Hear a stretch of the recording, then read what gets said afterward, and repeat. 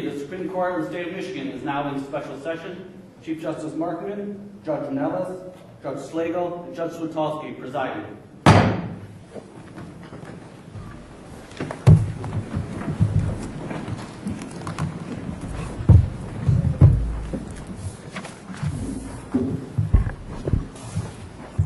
Good morning. Welcome to the Michigan Supreme Court's 15th Annual Adoption Day ceremony. In particular, I'd like to welcome the adopting families and the adoptive children who've joined us this morning. We all share in your happiness, and we look forward over lunch to meeting with each of you. This is truly the most distinctive day of the year in our Hall of Justice. For those who do not regularly visit this courtroom, I must tell you confidentially that we don't usually have teddy bears, balloons, and toys on display. And we also rarely have little people crawling and hiding under tables in which there are mostly only ponderous legal documents. And it is also not typical that our visitors to this courtroom are mostly happy children, proud parents, and extended families. Perhaps even more distinctively, Adoption Day is that extraordinary day in this courtroom in which there is only joy and there are only winning parties.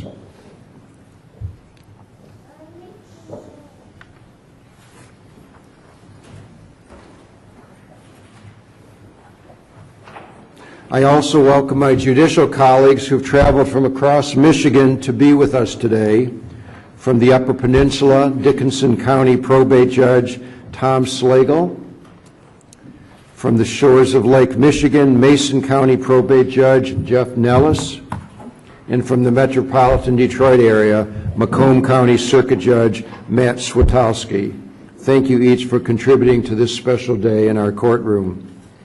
I'm also especially pleased to welcome back my dear friend and longtime colleague, former Chief Justice Maura Corrigan. Is Maura here? Okay, well, she was supposed to be here. We'll do something about that, maybe contempt, I don't know. Throughout Maura's remarkable career, both on this court and as a member of the governor's cabinet, Maura has shown such great compassion and concern for Michigan's most vulnerable children, and today's Adoption Day and its 14 predecessor days are her legacy. Maura, when you get here, we will communicate to you our thanks for what you've done and your thanks for returning to be here with us this morning. The Michigan Supreme Court on Adoption Day encourages courts throughout our state to participate in public adoption proceedings, with our 7 justices joining in many of these proceedings and seeking other opportunities to speak with the media and other groups concerning adoption options. I'm so pleased that this year adoptions are being finalized in about 30 Michigan counties, including here in Ingham County, where I was blessed yesterday to have handed out 10 stuffed bears to children joining their forever families. It is the principal purpose of Adoption Day, I think you each know, to inspire more families to consider adoption and to make next year's Adoption Day an even more joyous occasion than today's is.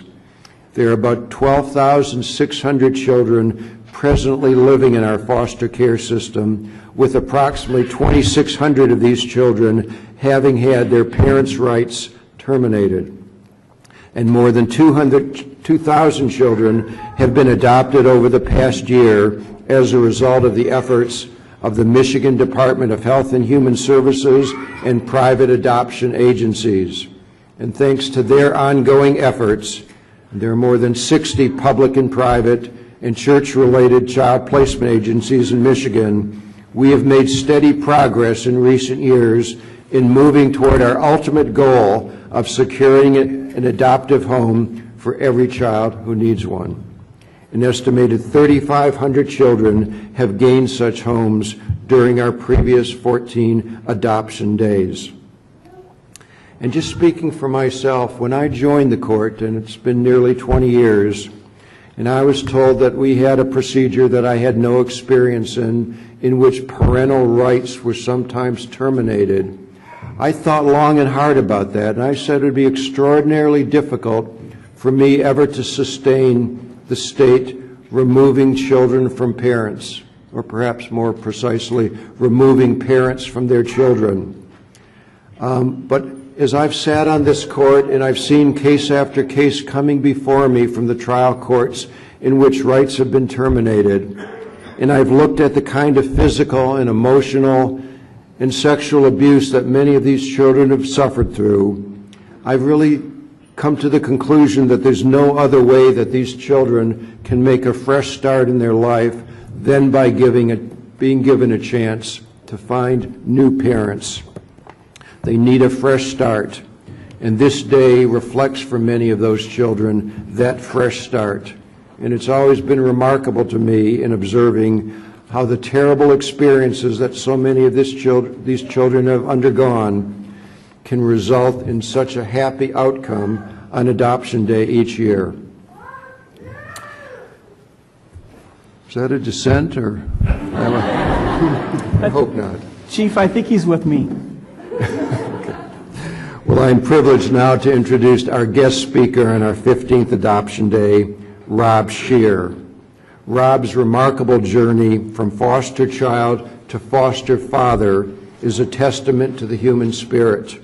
No matter the obstacles, no matter the hardships, no matter the heartbreaks, people like Rob Scheer have somewhere within themselves a spirit that just can't be broken. His journey is an inspiration that is exactly what we need to hear about on adoption day, every adoption day, to encourage each of us to do all that's within our power to assist foster children in securing forever homes. Before I invite Rob to the podium, I would like to highlight a comment that he posted recently on his website. It was on Instagram, I think. In his post, Rob says that bringing foster children into his home was like winning the lottery. And he then remarked of these children, "We didn't give you the gift of life, but life gave us the gift of you." And he then inquired of all of us, do you have room in your heart? There are so many here today who have answered Rob that they do have room in their heart. Ladies and gentlemen, please welcome Rob Scheer.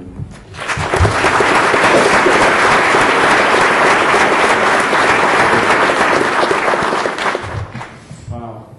I never thought that this day would ever happen. First of all, thank you, Chief Justice.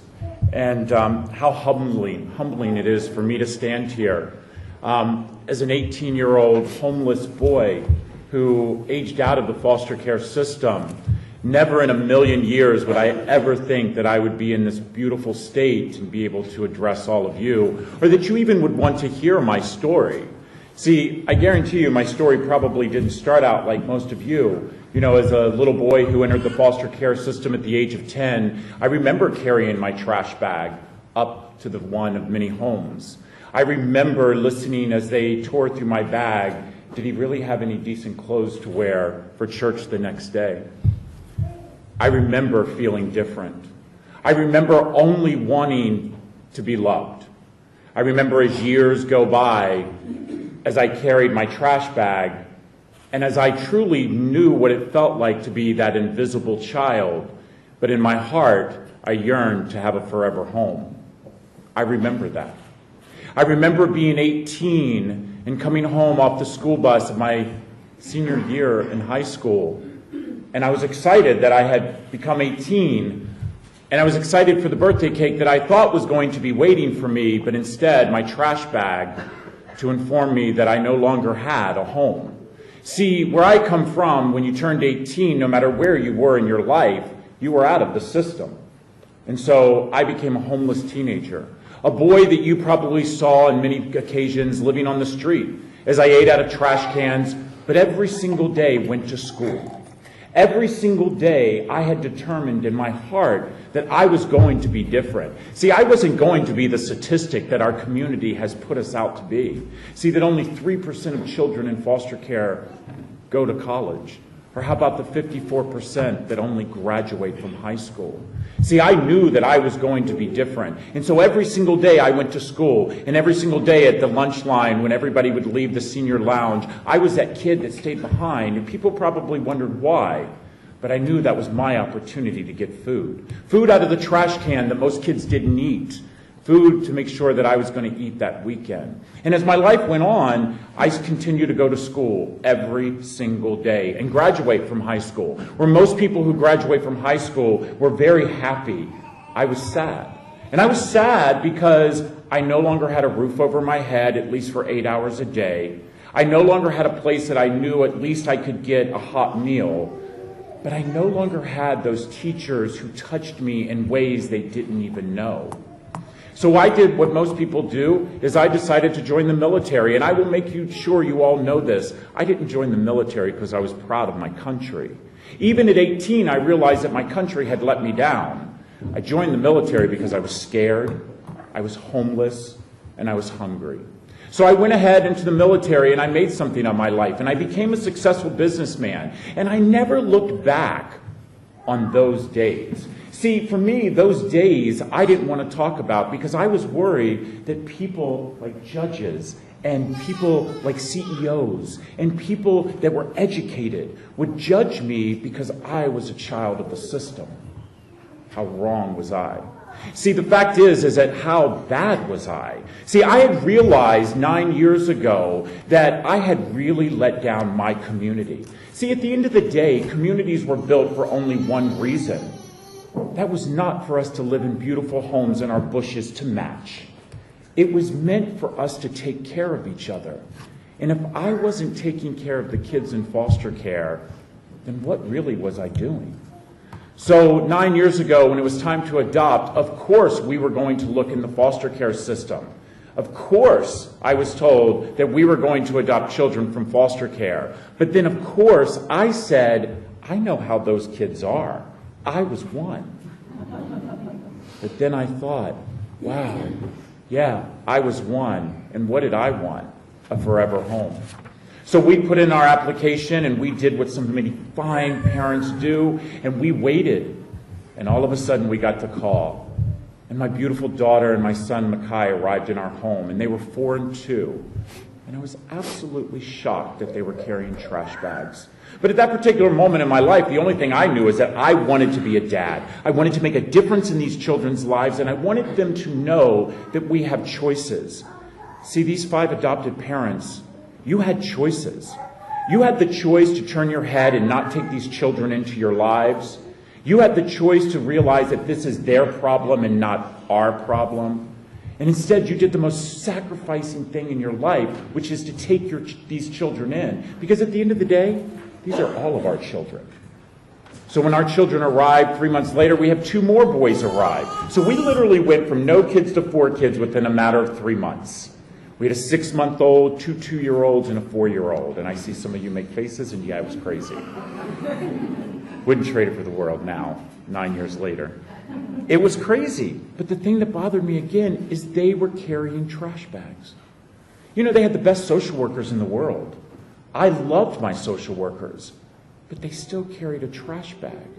See, I think a lot of times we get so wrapped up in our everyday world that we don't think the impact that we are giving to children. See, children are like sponges. They absorb everything. If you give a child a trash bag, what are you telling them? Well, I know in my family, every Wednesday night we gather the trash in a black trash bag. I look at that trash bag once a week and I think to myself, it's disposable. Well, that's what children in foster care think. They're disposable. Well, we're going to change that, and I know that. And so as the days went by and my life went on, I kept thinking about the trash bag and realizing truly what am I doing to impact my community. You know, my kids were striving, we were living in an amazing home, but really what was I doing to impact my community? And I started thinking again about the trash bag. And I started thinking about the word dignity. And I started thinking about the fact that life is about choices, and now it's time to make a choice. And the choice was for us to start giving back to our community. The choice was for us to make sure that children who entered foster care realized as a community we loved them. That as a community we wanted them. See, at the end of the day, that's all we all want, is to be wanted. So we started giving some cases out, and we realized that we would do the following things. We would make sure that we gave every child a brand new pair of pajamas. See, on the first night my daughter arrived, I remember her tearing the tag off her nightgown and smiling for the first time. And I said, Amaya, why are you smiling? And she looked at me and said, Mr. Rob, I've never owned a new nightgown before. That's just not acceptable. We're going to make sure they each get a book. Because as we walk through this courtroom, I will tell you the only thing that separates each and every one of us is our education level. We must get children to love to read. The next thing that we wanted to make sure is that each child got a toothbrush, each child got a bar of soap. And I hear people say to me all the time, but why do you give them a bar of soap? These amazing families make sure they have a bar of soap. And I will say to you, the next time you go to a hotel, ask them to leave the bar of soap from the people before you. I want you to get in the shower and I want you to use it. It's called dignity. Children who enter foster care enter a home that they normally can't even remember what the people's names are. On their first night, we want them to be impacted, that they are loved, and dignity is what they deserve. And then the final thing is my 6-year-old at the time, who is now 10, looked at me and said, as we were doing our checklist of what was to go in the cases, he said, Daddy, we need to put a blanket. And I said, Grayson, you realize that you weren't cold, these kids? And he said, no, Daddy. He said, every time a child comes into foster care, let's have them wrap themselves up in a blanket and know that we as a community love them. He was 6. See, at the end of the day, we can learn something from these children. We can learn the fact that we need to set ourselves aside and realize that they are our future. See, I will tell you something, adopted parents. There will be times that you will shake your head and wonder why. But I will tell you, every single day, you love them more. See, kids are supposed to test us. I truly believe that, and I have 4 that test me constantly. But every day, I inform them of how much I love them. And as the kids who are being adopted today, there's only 3 things I want you to take away today with. Number 1, always use your listening ears. I guarantee you that every person you meet has a story. Number 2, use your kind words, because your history books will show you that never has anything changed with hateful words. But the most important thing is that you must lead by example. See, every one of us are leaders. We do not have the right to sit on the sideline and watch a game being played. You must get in it and play. And as the adoptive parents, you now have a responsibility. You have a responsibility to help change the system, to help make sure that other children who are as amazing as the children you are adopting today, we help them find forever homes. See, that is my responsibility as a father and as a human being, is to make sure that every single child in our welfare system knows that they're wanted, and to do everything we can to make sure that they have a forever home. I've met thousands of foster children, and I will tell you, never once has one of them said to me, I want to be in foster care. Never once has any of them said, I don't want to be adopted. And I will also tell you that, yes, the journey is long. But with parents like you standing next to each other, we can do this. So again, I thank you so much for having me. I think you all know that what we all must do, which is to continue to keep loving and changing and impacting our community. Because at the end of the day, Government is not going to change what we all need to change in our heart, and that is to open it up and show people how much love we have. So thank you so much for having me. Happy Adoption Day.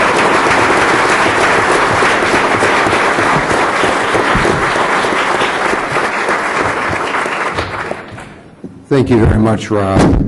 You know, one thing I've never been able to understand about Adoption Day is that usually this courtroom is so quiet, but on Adoption Day it just seems like it's noisy, and I can't figure out why that's the case. Also, on other days of the year when we're in session, probably the most important thing that I need to have as a judge is a gavel, so that if it does get noisy, I can gavel the court back to order. But it seems to me like on Adoption Day, the most important thing to have up here is not the gavel, but it's this. Maybe some of you feel the same way too, possibly. We'd like to begin now with the heart of our Adoption Day ceremonies, where we're finalizing and completing adoptions that we've been allowed to make public by the adoptive parents, and for that we're very grateful. I'll call first upon a judge of 13 years, part of the leadership of the Michigan Probate Judges Association, the Dickinson County Probate Judge, Thomas Slagle, who will finalize several adoptions. Thank you, Chief. The Linsmeyer family, come up, please.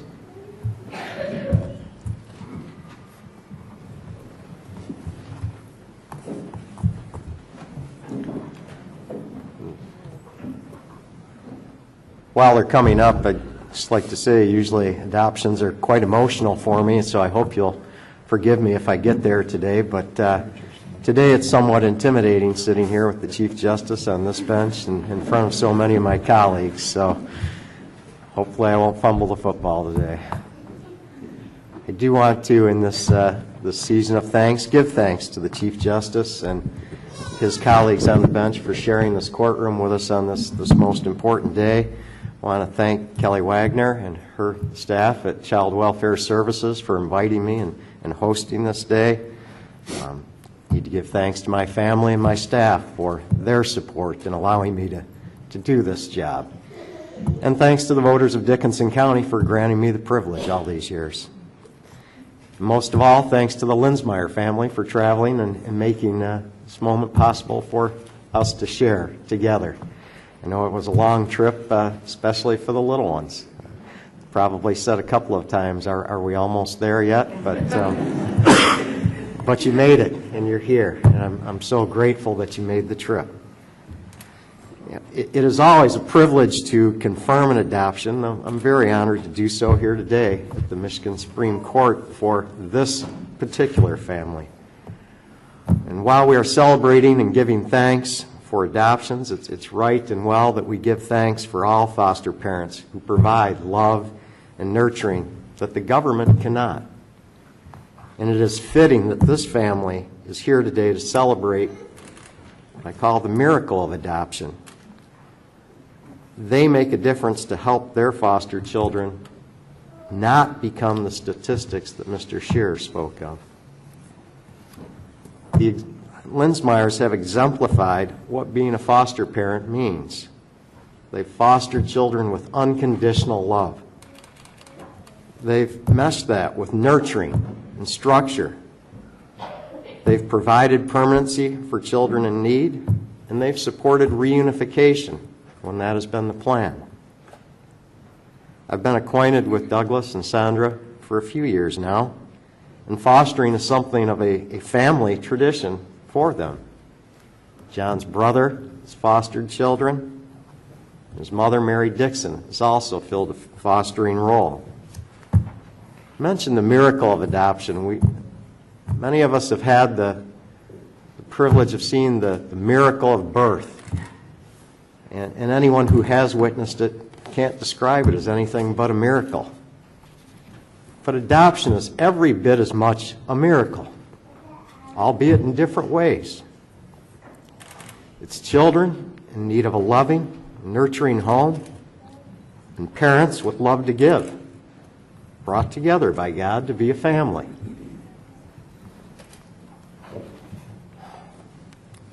That's probably enough from me. I want to give some other folks a chance to say something here on what is a very important day. Douglas, Sandra, is there anything either of you would like to say about today or what it means to you? Yeah, I would. I don't believe any child comes into a home unless God wants them there. When my wife and I got together at a later age, first year, I told her I always wanted to adopt. She said, you know, that's what I always wanted to do. And since then, our house has grown. 20 kids that have been in our house, 6 of them which we've adopted, and we still communicate with even the older ones because it is a family. Just as much as any family is natural, so is a family from kids from all around. It's love that makes a family. And there's no particular order. Ms. Matulowicz, is there anything you'd like to say? Yes, Your Honor. This is a very happy day. These are 2 very special little girls. They are. And if you want to go to the microphone, you can, so that other folks in the courtroom can hear your comments. They're a very bright light on my workload, and I'll miss seeing them regularly, but they have a very, very bright future with a very wonderful family, and I just couldn't be happier for them. Thank you.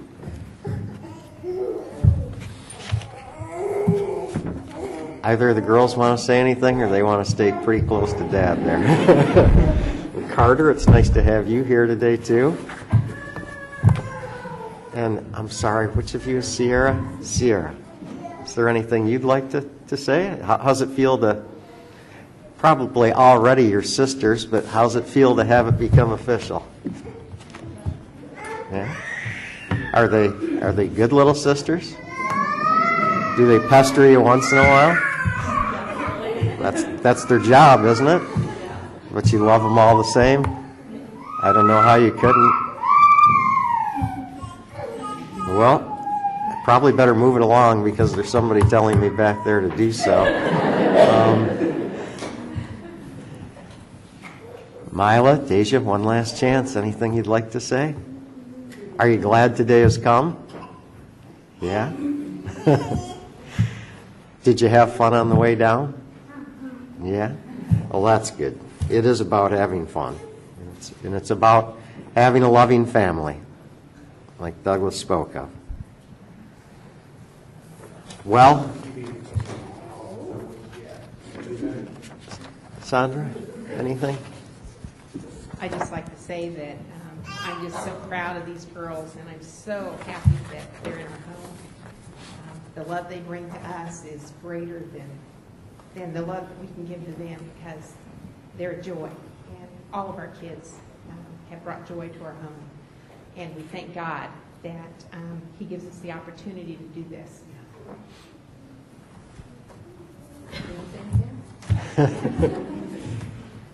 Well, it's... Anyway, Carter is a guardian of ours.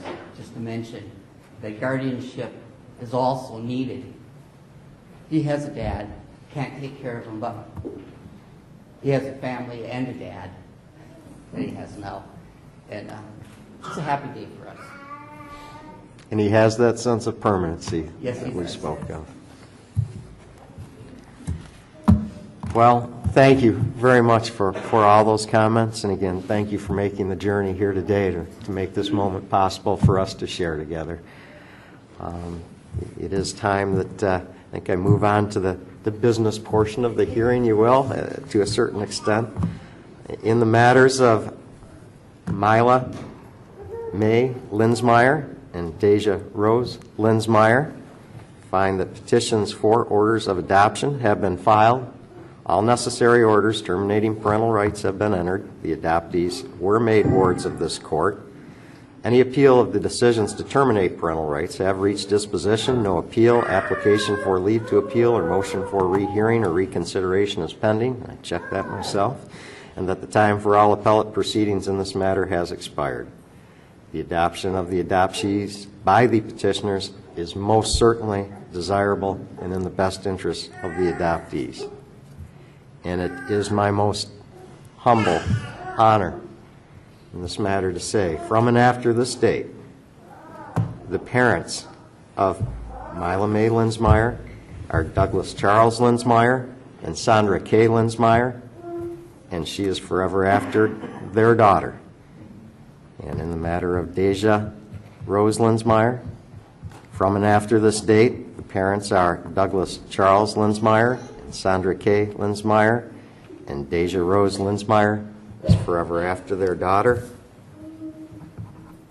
And I so signify by signing the order at this time. And I don't have a gavel, so I don't know if there's a gavel available for the children to come up and strike or not, but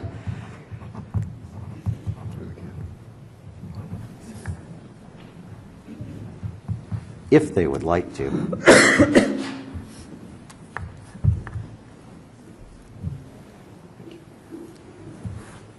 What do you think? You want to come on up and hit the gavel and make it official? Yeah, make it official.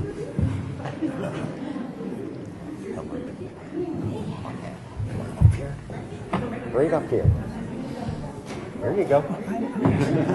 Make it official. Give it a good bang. Right up. Atta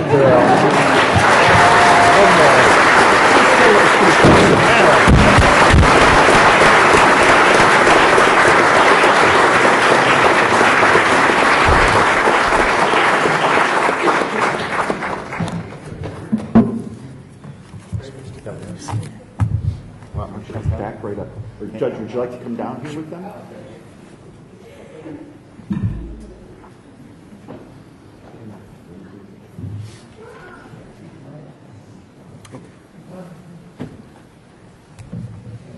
Sure.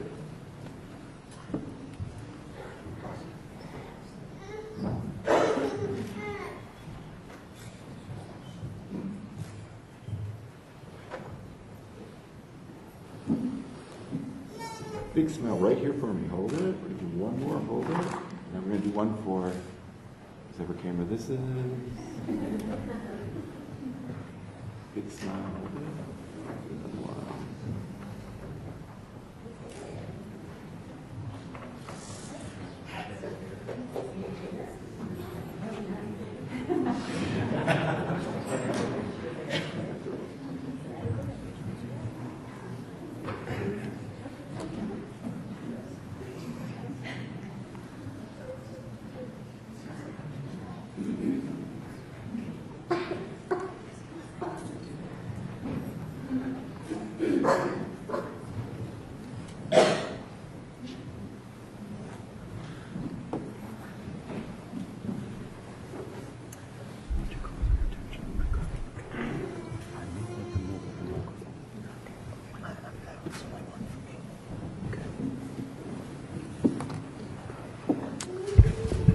Next, we'll have Mason County Probate Judge Jeffrey Nellis. He served for 5 years on the court, and during that time he has been one of the instructors on behalf of our court's Child Welfare Services Division. He will finalize adoptions as well. Judge Nellis. Thank you, Justice Markman. Could I have the Wallager family come up? We got a little guy here who I think is ready to go.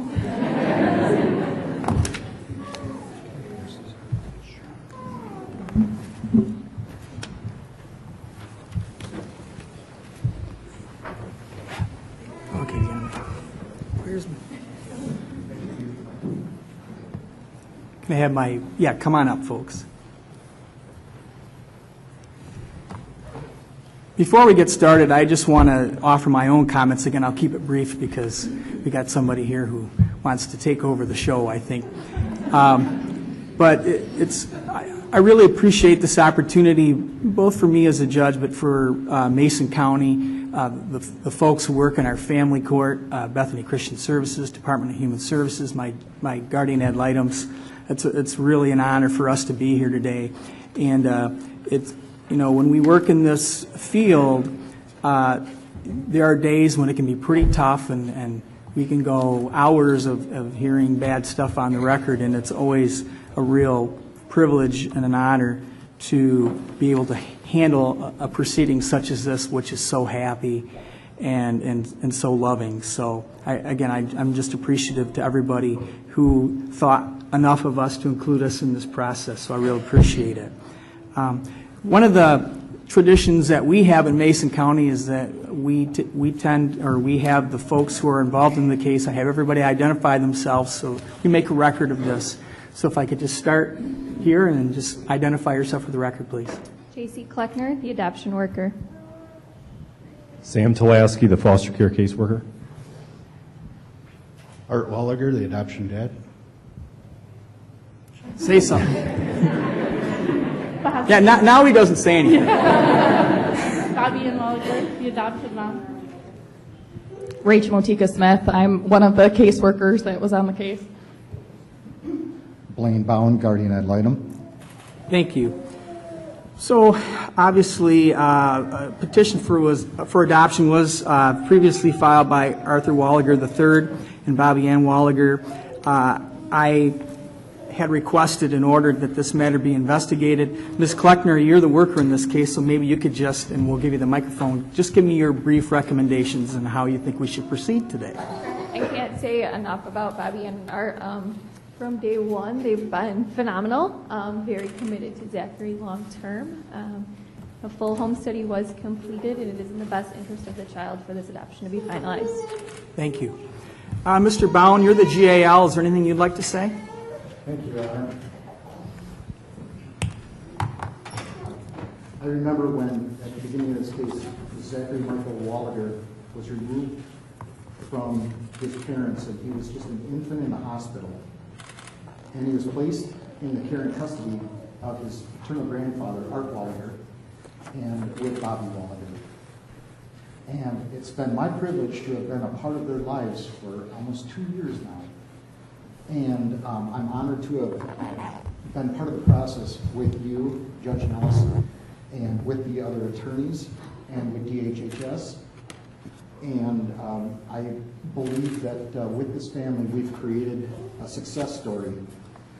And I wish this family and all of the other adopted families only the best that life can offer. And it is my recommendation that Zachary be united in adoption with Art and Bobby Walliger. Thank you. Ms. Motika Smith, anything you want to say? I've just had the privilege to work with them I worked with them for almost a year, and I'm just so excited for Zachary to have that permanent home with his grandparents. They've been wonderful, and they're exactly what we always look for when we have relatives that take little ones in. So I'm very excited for them. Thank you. Bobby Ann, anything you want to say? Are you able to talk? Okay. Art, anything you want to say? Well, it's been 22 months and 10 days to get to here. It's been a long process, but we finally made it. Made a lot of friends, as you can see. Including you, Judge. Been real emotional, but we finally got here. Thank you. Mr. Tulaski, anything you want to add? I think Zachary's in great hands, and I'm looking forward to seeing him get adopted here. Okay. Thank you. Well, I think we have a consensus on this one. Again, to the business portion of the hearing, as I indicated, a petition for an order for adoption has been filed. All necessary termination orders have been entered. This adoptee was made a ward of this court. Any appeal of the decision to terminate parental rights has reached disposition. No appeal application for leave to appeal or motion for rehearing or reconsideration is pending, and the time for appellate proceedings in this matter has expired. And as a conclusion, I would certainly echo what everyone else has said today, that the adoption of the adoptee by the petitioners is desirable and in the best interest of the adoptee, and I couldn't be happier for all of you. So, without further ado, It is ordered that from this date forward, the parents of the adoptee are Arthur Thomas Walliger III and Bobby Ann Jean Walliger. The name of the adoptee is Zachary Michael Walliger Jr. The adoptee was made a ward of the court, so he is now discharged, and this adoption is now official. So congratulations.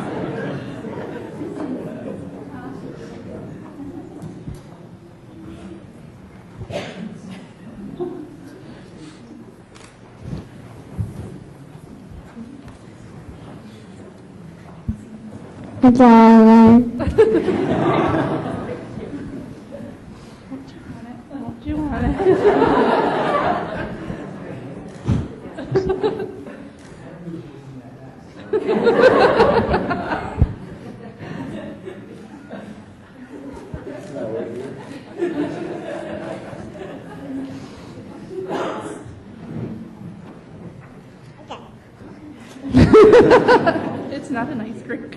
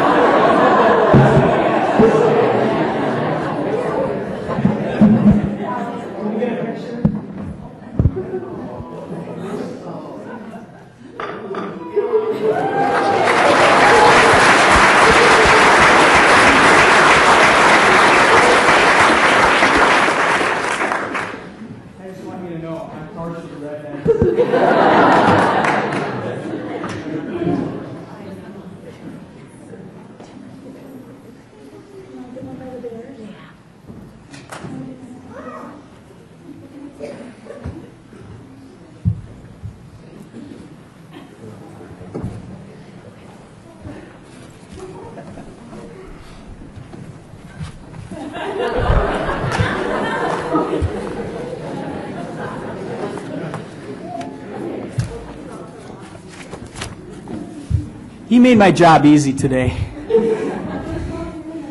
So we in Mason County don't get these opportunities very often to come down here, and so we have a second adoption. And if I could ask that the Johnson family come forward, and everyone who's involved in that case.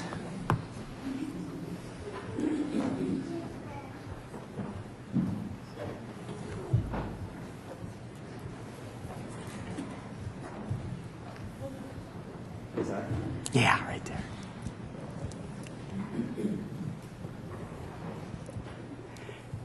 And surprisingly enough, I think this is the first time that I've met Alexandria. How you doing today? Glad to be here? Is it a little nerve-wracking? Yeah, just a little bit. Okay, well, we're going to go back on the record again. This is the Mason County Family Court, and this is the matter of Alexandria Halo Johnson. Again, per our custom, if I could have everyone identify themselves for the record, please. Michael Johnson? Can you tell me your name? Nope. Kyla. Alexandria. Bethany Johnson and Ty Johnson. Kimberly Blakely, the adoption worker. Phyllis Williams, the DHS foster care worker. Melissa Stow-Lloyd, guardian ad litem. Thank you. Okay, well, a petition for adoption was previously filed by Michael Johnson and Bethany Johnson. This matter has also been investigated. Kimberly Blakely from Bethany Christian Services is here. If you would like to go ahead and give me your summary and recommendations, that'd be great. Thank you, Your Honor. I've had the pleasure of working with the Johnson family for a little over a year now. It has been great watching them interact with Alex and taking her into their home. It's been awesome watching her grow and develop in their home and turning into the awesome young girl she is. And it's my recommendation today that we finalize her adoption. Okay, thank you. Ms. Williams, anything you'd like to say? If I can compose myself, yes. This is a very emotional day for a lot of different reasons. I have been with Halo since the start until the adoption process started, and have followed from a distance at that point, and have been very happy to see her grow personally, to see her physically grow, but also to finally have the forever home that she deserves so deeply. And I'm very grateful to the Johnsons. They've been very open and willing, and just this is the place for Alexandria to be.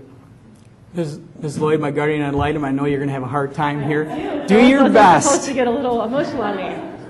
I have been with Halo since February of 2015. She has been stuck with me as her advocate and guardian ad litem. She was this beautiful, smart, and just a tad bit sassy 4-year-old when we first met.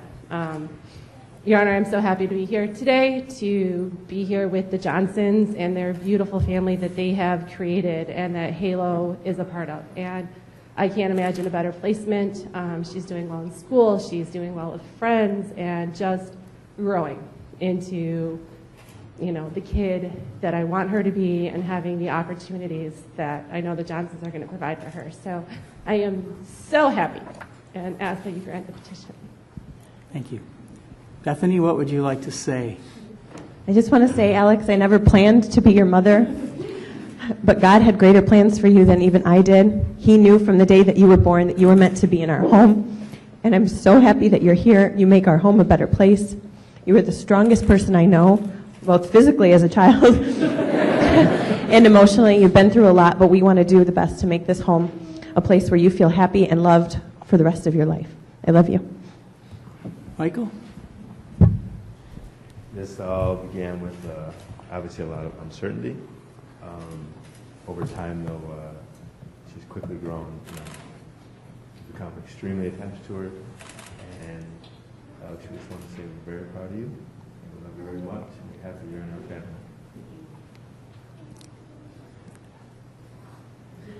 family. All right, thank you. Well, my own personal... Oh, okay, yeah, go ahead and say something. Alex is nice and she does stuff very smart. Thank you. So, as the GAL indicated, this has been quite a road for Alex. And you're an amazing little kid.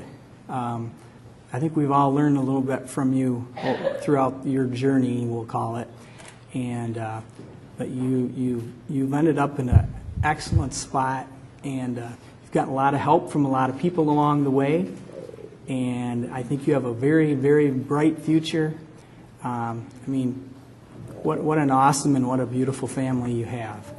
So it's time to move on to the legal portion of the show, so to speak. So let me get that on the record here. So again, a petition for an order of adoption was filed. All necessary termination orders have been entered. This adoptee was made a ward of the court.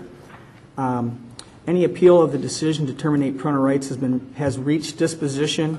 No appeal, application for leave to appeal, or motion for rehearing or reconsideration is pending, and that the time for all appellate proceedings in this matter has expired. And as we've all agreed to, this adoption of the adoptee by the petitioners is desirable and appropriate and in the best interests of this adoptee. So therefore, it is hereby ordered that from this date forward, the parents of the adoptee are Michael Sean Johnson and Bethany Lynn Johnson. The name of the adoptee is Alexandria Halo Johnson. She is discharged as a court ward, and the adoption is now official. Congratulations.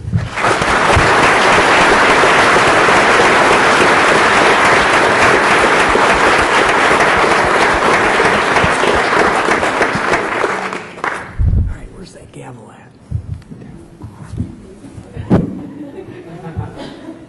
We'll bring it down here where we get a picture.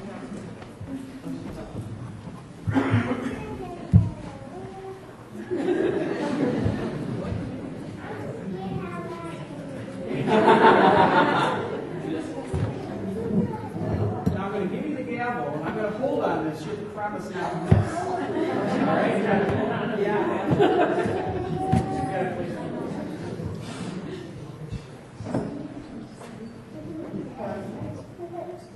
Think about this. You ready?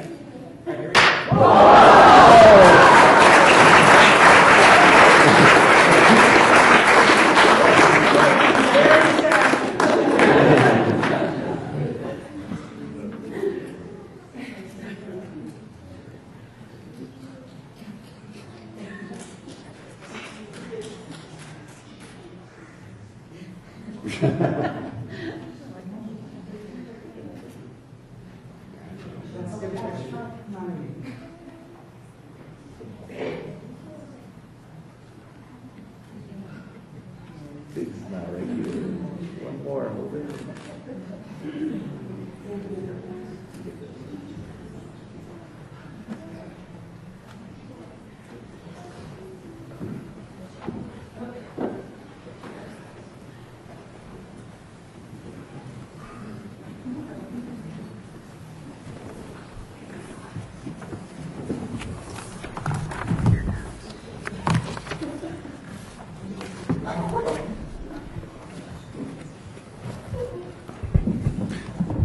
Before I introduce our next judge, I would like to complete my introduction of my former longtime colleague and friend, Chief Justice Maura Corrigan. As I've indicated throughout her career, both on this court as well as a part of the governor's cabinet, she did enormous things on behalf of the most vulnerable children. And everything that's happening today and everything that's happened on our past 14 adoption days have been part of Chief Justice Corrigan's legacy. So can I ask you, please, Maura, to stand up for a moment?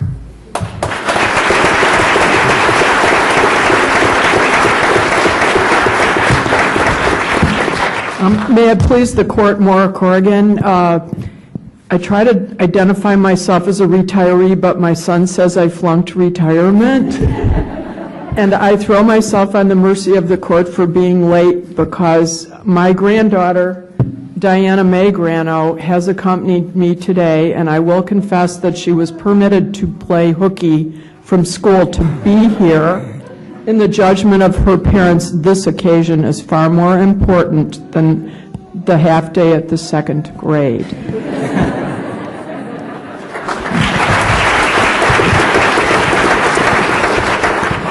And Mr. Chief, I apologize for being late as we had such a diverting conversation in the car on the way here.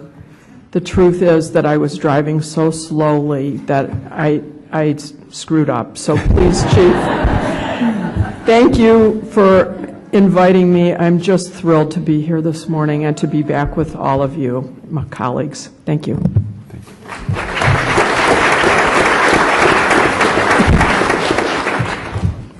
Well, I think everyone in this audience will affirm what I say when I indicate to you that despite your lateness, we never thought for a minute about holding you in contempt. And I also recognize the roots of your granddaughter's name. Thank you. Thank you very much, Chief Justice Corrigan. I now would like to introduce former city attorney and prosecutor in Macomb County, for 15 years a member of the circuit bench, Judge Matthew Switalski, who will perform and finalize 2 adoptions today. Thank you, Chief.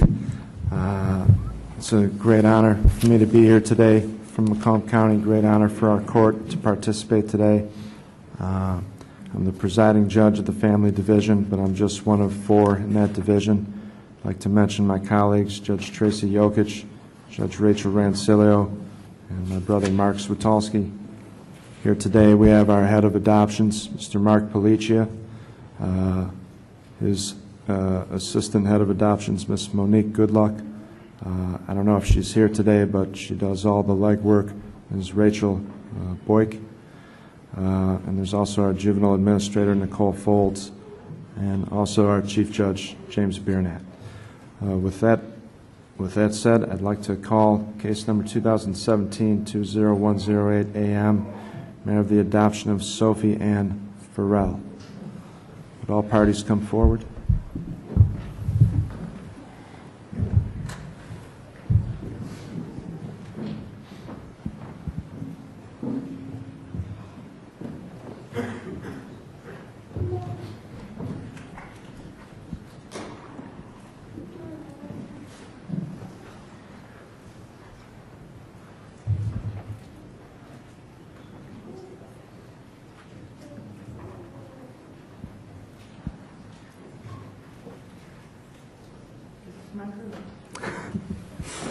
All right.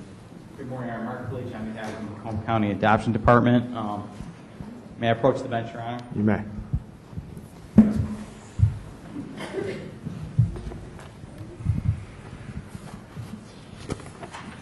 Your Honor, today's time and date set for finalization for the adoption of Sophie Farrell. She's being adopted by Nicole Green, who is herself a foster family for some time, and she's also an adoptive parent. She's adopted 2 other children. She has 5 total, Your Honor. She has Skylar, who's 15, Caden, who's 12, Jada, who is 7, and ironically enough, she was adopted. This is a 2-year anniversary.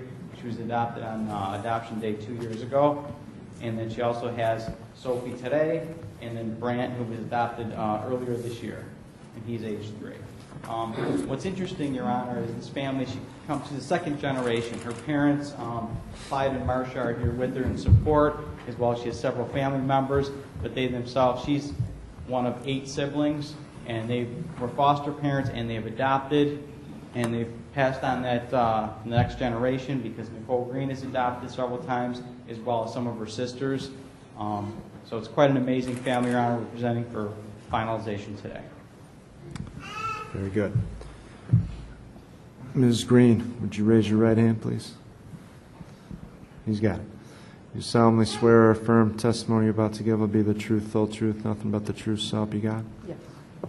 All right. Ms. Green, how long have you lived with Sophie? 2.5 years. Is it your decision to adopt Sophie as your own child? Are you aware of the medical and social history of Sophie? Do you understand if your request is granted, you'll be Sophie's mother in all respects, just as if she had been born to you? Forever and ever. Do you understand that means you'll be liable for all duties and responsibilities, just as if you were the natural mother? For example, you'll be legally responsible for the financial support and maintenance of Sophie, including food, clothing, and shelter, also education and medical and anything else needed by Sophie. Do you understand that? You'll also be legally responsible for undertaking the intellectual, spiritual, and moral guidance of this child. Do you understand that? Yes. Is that what you want? Every day. Is there any reason, either physically or mentally, that you could not assume or fulfill these obligations? Do you understand if your request is granted, Sophie will be an heir at law to you? Is that what you want? Yes. Do you have any questions regarding the fees involved with this adoption, either the amount or the distribution of such fees? No. Do you have any hesitations or reservations whatsoever? None. All right, do we have Ms. Angela Koch? Cook? Okay. From Bethany Christian Services, what would you like to tell us? Your Honor, it has been a privilege to work with Ms. Green for a little over a year now. I've worked with her with Brant's adoption and got to have the privilege of meeting Sophie. The family is wonderful in all aspects, along with her extended family. They have gone above and beyond through trials and tribulations to get to where they are today. She's a dedicated mom in every way with her biological children, along with her adoptive. It is, with great respect, that Bethany Christian Services request for this adoption be finalized. Monique, anything? Your Honor, I'd just like to say the petition was accepted with the Macomb County Circuit Court through Ms. Cook. The petition has been reviewed, and we're very comfortable presenting it for the court today for finalization. I just want to say that if I could afford a mansion-sized home with only all the blame, just enough, I would take more to make forever homes for these kids that are about to age out of the system. It would be my full time. Forever and ever. Now, this will make how many? There's 5.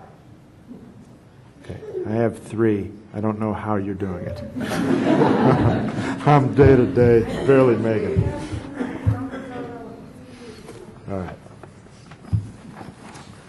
Well, I've determined that any appeal of the decision to terminate parental rights has reached disposition, that no appeal, application for leave to appeal, or motion for rehearing or reconsideration is pending, and that the time for all appellate proceedings in this matter has expired. The court, based upon the report and recommendations in the file and those made here today and the testimony taken here today, does find that granting this adoption is in the best interest of Sophie. The court further finds that Ms. Green is in all respects willing and able to support and maintain Sophie. She fully understands and is willing to undertake this responsibility and has the ability to promote and foster the welfare and best interest of Sophie.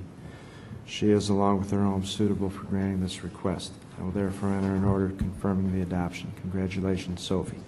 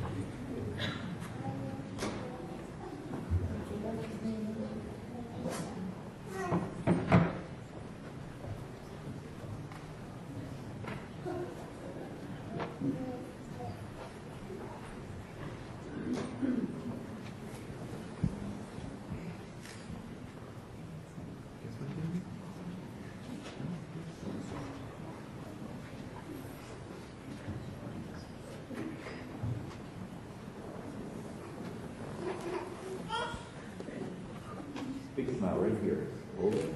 Thank you. One more way. Thank you.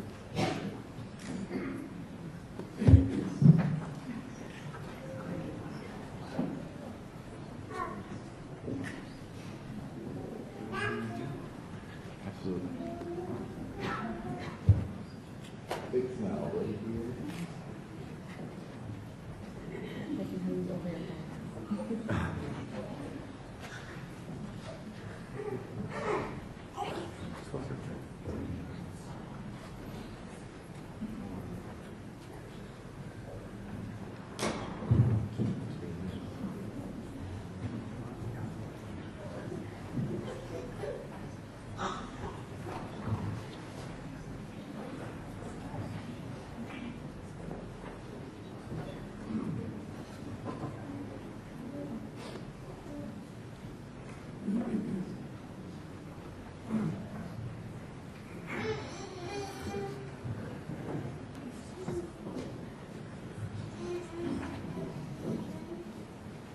Big smile for us, right here, hold it.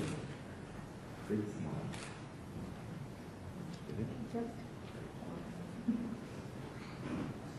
Congratulations.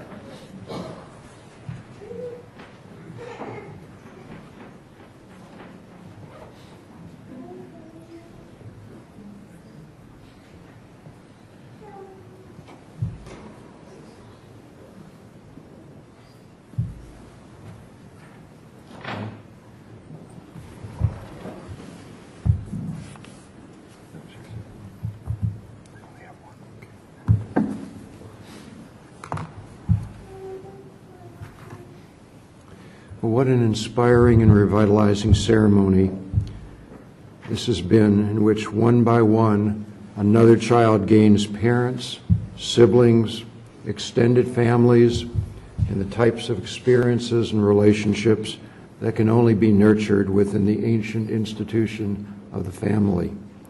And to those families finalizing adoptions today and throughout Michigan today and this week, thank you each for making this year's Thanksgiving the most genuine day of Thanksgiving that these children are ever likely to know. Thank you for what you've done. The adoption hearing portion of our program is concluded. You are each, of course, welcome to remain in the courtroom for the presentation of the Daniel J. Wright Award, or you can proceed to the first floor conference center to continue the adoption day ceremony, where we'll also have lunch. We're now here to honor a judge who some have called the Cadillac curmudgeon. We'll hear more about that, I hope, during your remarks, Judge. I haven't used that description, but apparently others have. And I welcome his judicial colleagues who come to the Hall of Justice to celebrate his accomplishments. Judge Monty Burmeister, Chief Judge of the Crawford County Probate Court, and Wexford County District Judge Audrey Van Alst, a former friend of the court herself, who nominated today's award winner, Kenneth Takema, who for nearly a century has served as a probate judge in a quarter of a century. What's the difference? It just seemed like a century. I was going to say you don't look a day older, but for nearly a quarter of a century as probate judge for Wexford County.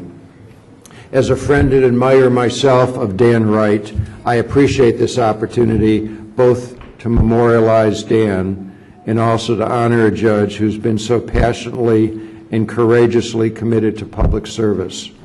As with our former Chief Justice Maura Corrigan, Judge Takema has worked tirelessly to promote the welfare of the most vulnerable children among us, abused and neglected children.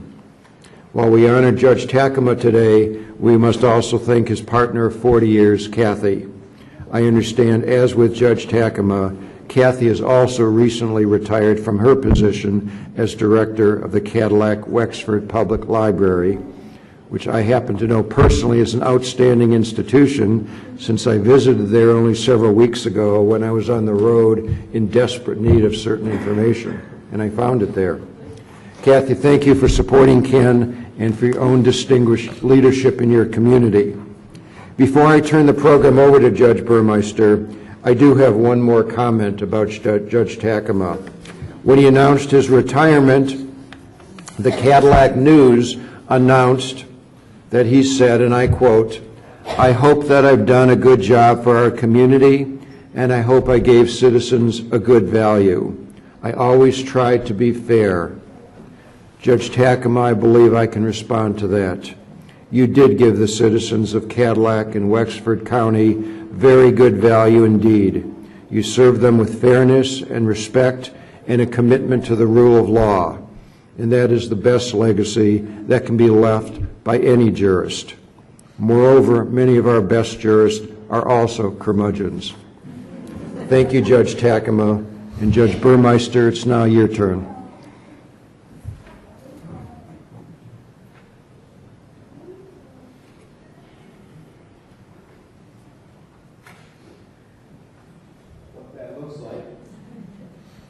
Thank you, Chief Justice Markman.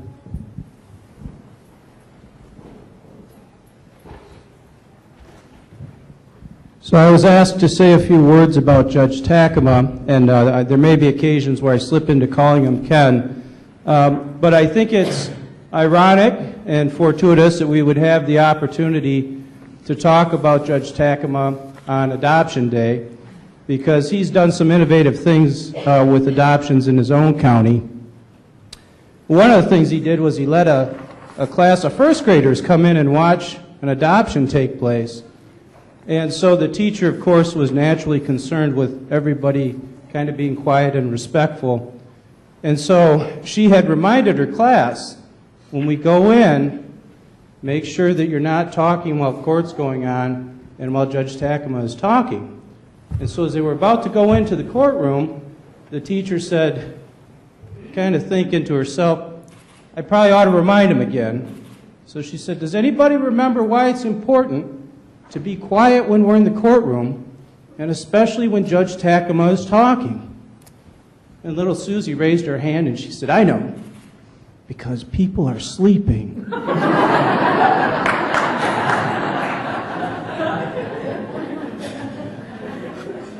So as Justice Markman alluded to a moment ago, Judge Takema, I should back up.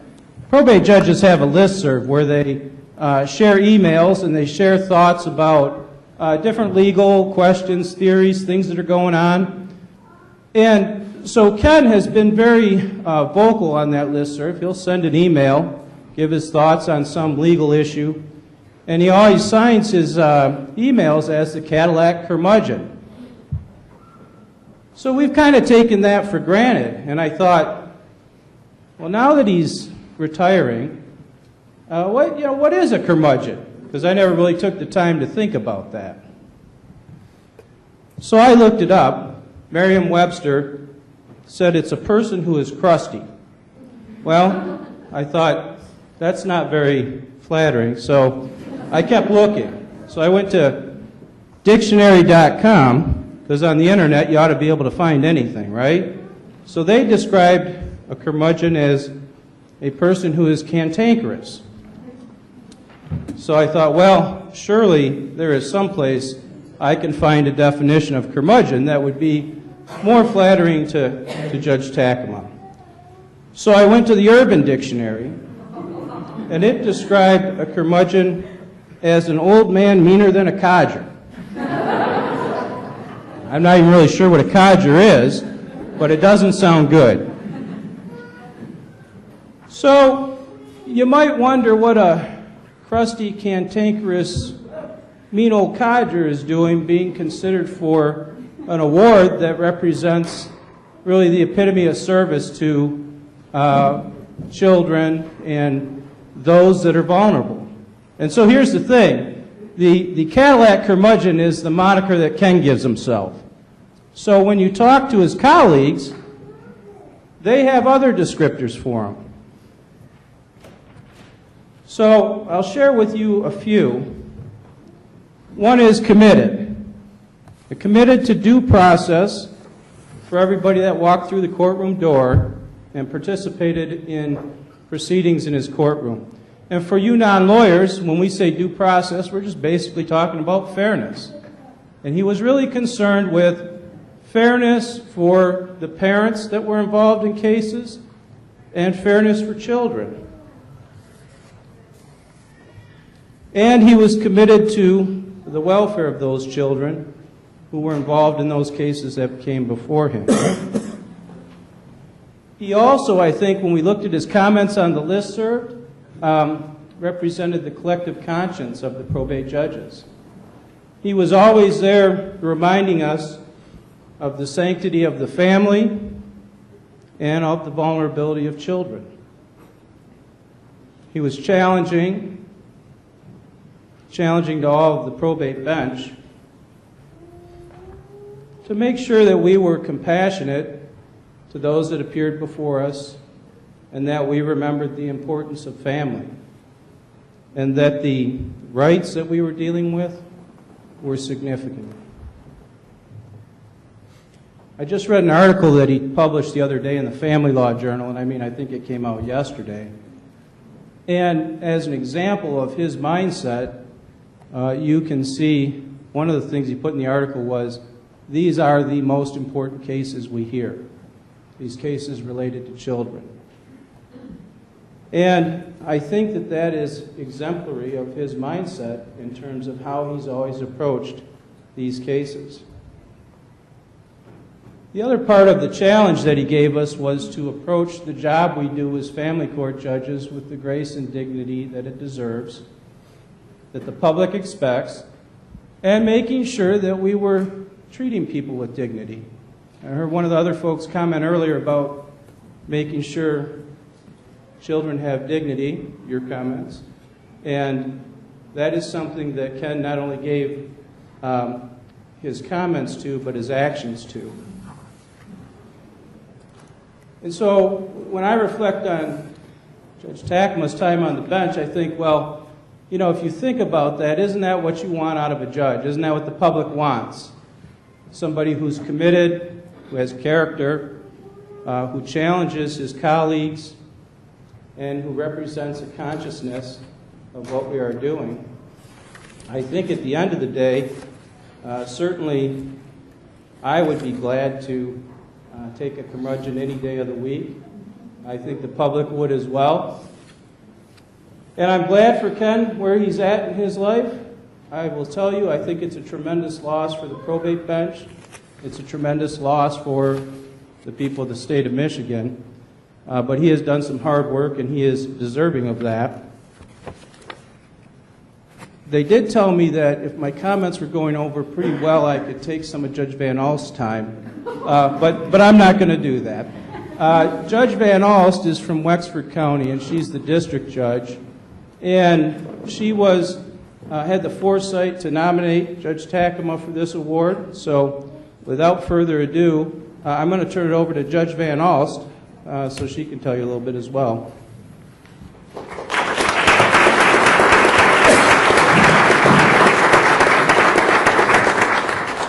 Thank you, Judge Burmeister. Thank you, Chief Justice. Before I was the district court judge, I was a public defender in Judge Takema's court for 15 years, and that's how I learned to be a good judge. As I read the request for nominations for the Daniel J. Wright Lifetime Achievement Award, I felt as if I was reading a description of Judge Takema. So, presented with the opportunity to recognize him as he was retiring for his hard work, dedication, and deep caring, I had to drop what I was doing, which was working hard, and fill out the application. I could not do it. I saw that, and I knew I had to do it. His willingness to be involved in the examination and modification of laws and their application to real-life families, like we have here today, has served our children well for the last century, or quarter century. He truly provided exceptional service to Michigan's children by demanding compliance with the law, compliance with procedures in his courtroom, and by encouraging optimal performance from all participants and litigants in court, which led to making things less painful for families in stress. He taught others by leading by example. I will miss my mentor, my ethical advisor, and my friend, but I know he will continue to serve children in his retirement by being the best grandpa he can be. He's being pulled away by his grandchildren, which is understandable. Thank you so much for your service. I am so glad they chose you to be the recipient for this award. It suits you.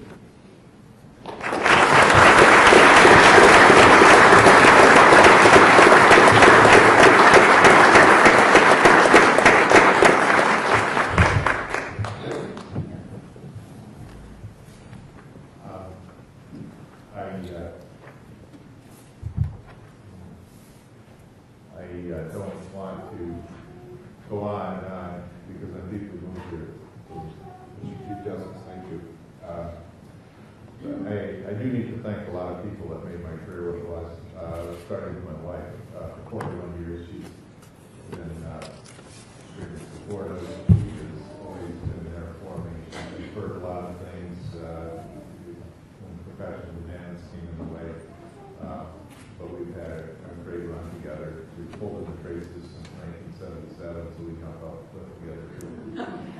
So I want to thank Judge Nellis. She was a wonderful addition to our local bar. She served for many years as a public defender and predominantly doing child protection cases, and I was impressed from day one by her desire to dig in and really do it right. She not only made a real effort to get on top of the law, but she was always deeply committed to her clients as well. I want to thank my fellow members of the probate bench who are here today. Monty, I was sweating as I escaped without any serious neck. And I want to thank Judge Palmer and Judge Brown for coming today. They are colleagues for many years. I want to thank Jeff and Tom as well for participating in Adoption Day. It's a great day. I want to thank the three prior Daniel J. Wright Award winners that have meant a lot to me. One of them is Steve Yeager, who was, I think, last year's award winner, and I will work with Steve a lot, and also all of the people at Child Services Scale over the last 15 years or so. We've gotten very well acquainted. Kelly and all of the crew there, they're wonderful people. Doreen Allen won this award, and she is a colleague from the probate bench again, who has served the state and this population of people very much. Most of all, for always think of you as Justice Corrigan and Chief Justice Corrigan, I want to thank you. I didn't know you were coming today, but it was on the list of things that I had to pay tribute to. I would not have done what I did. I would not have succeeded to the extent I did succeed without the influence of Maura Corrigan. I've told my wife many times she's a force of nature. She is a strong and deeply committed to children's issues. Back in 07, I think it was, I published a little blurb, and I want to take a slide over here to it in just a second. It was called Lost and Alone on Some Forgotten Highway. And it was about kids that were caught and aging out of the foster care system. And somehow Justice Corrigan at the time picked up on that. Read it. She formed a work group called the Permanency Options Work Group. See, she doesn't just read something academically and say, oh, ooh, that's a big problem. Ooh, that's too bad. She gripped it. She took control of it. And with Kelly, at the time, Kelly Howard, and myself, and a number of other dedicated public servants who pulled us together, we worked like crazy for a couple of years on some statutory amendments that have made a difference, I think. I will tell you they have from my practice, particularly the legislation that we got with regard to juvenile guardianship. She was just a whirlwind of effort, and she has been the biggest single professional influence in my career success. I am so delighted that you found time to come today. And as I said, I want to go a little bit of a side detour too. There were three other people that I went to mention from the University of Michigan Law School that have been doing good young work in this area. And we don't always agree, but they are Professors Levitt and Karen, Frank Vandervoort, and Joshua Kay. Now, I had a tip with Professor Vandervoort after the article, and so we had a lot of back and forth academic writing. That was fun. We've become very, I think, good friends. Professor Sankran and I interact regularly, and I really appreciate that the academic community is beginning to realize what I have always felt that these are the most important cases. I'm closing by just saying this. It's a beautiful thing to be here on Adoption Day. And the reason I was reflecting on why it is that we all in the bench take such pleasure in Adoption Day is because we deal in a profession that deals constantly with the brokenness of the human condition. Broken families on every level. We have everybody is disputatious about things nowadays. Everybody's suing. Everything seems to be broken. The political system seems to be broken. Everybody seems to be at each other's throat. And then we come to something like Adoption Day, and we see the outpouring of love, the building, and something being made whole. And that just is uplifting. Again, Justice Corrigan once says we must not be given over for despair. Despair is mortal sin. And so we can come here for some refreshment on Adoption Day. I congratulate all these families. I wish we got to be happiness. And again, I'm humbled by this. I'm not worthy of it. I do appreciate it all. Thank you.